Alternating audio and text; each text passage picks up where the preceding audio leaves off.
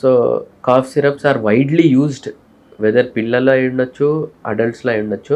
అసలు దగ్గు ఎందుకు వస్తుంది అనే దానికి మందులు వాడుకోవడం బెటర్ అండి, instead of using cough syrups.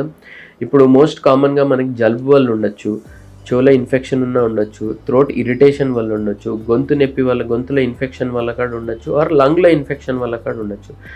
యూజువల్గా ఈ కాఫ్ సప్రెసెంట్స్ ఏవైతే ఉంటాయో they are used in very less, they have usually very less indications. But ఇది వాడే కంటే ముందు ఏంటంటే ఈ కాఫ్ సిరప్స్ వాడడం వల్ల మనకి ఏమవుతుందనంటే యూజువల్గా as we're giving in the syrup form, head to toe అన్ని చోట్లకి అది వెళ్ళి దాని ప్రభావం చూపిస్తుంది, instead of acting on the point where we want. So డెఫినెట్గా కిడ్నీస్ మీద ప్రభావం ఉంటుంది, గుండె మీద ప్రభావం ఉంటుంది, లివర్ మీద ప్రభావం ఉండొచ్చు. యూజువల్గా మోస్ట్ కామన్గా మనకి ఎప్పుడైతే జలుబు వల్ల వస్తుంది అని అన్నప్పుడు, జలుబుకు సంబంధించి లేకపోతే నోస్ బ్లాక్, ముక్కులు కారడం వల్ల ఉన్నప్పుడు వాటికి వాడుకున్నప్పుడు ఆటోమేటిక్గా దగ్గు తగ్గే అవకాశం ఉంటుంది. కాకపోతే అన్ఫార్చునేట్లీ చాలా ఎక్కువ వాడకం అనేది పెరిగిపోయిందండి దగ్గు మందులు.